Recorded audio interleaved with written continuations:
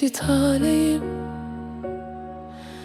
Gözlerin düştü kalbime, bitmedi hikayem. Geceler adın var dodağımın ucunda. Yuxumda belə səni axtarıram hər an. Bilmirəm sən də məni düşünürsənmi, yoxsa təkcə mən qaldım bu sevdanın içində. Kaş ki mənim qismətim olaydın sən, kaş ki ürəyində döyünəydi mənimlə.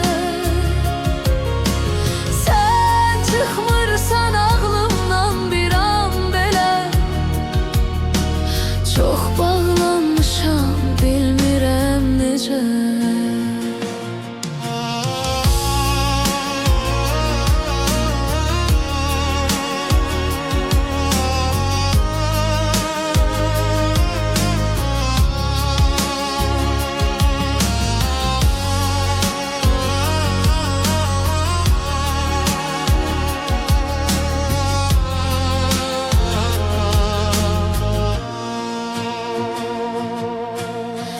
Sənin səsin gələndə dayanır zaman.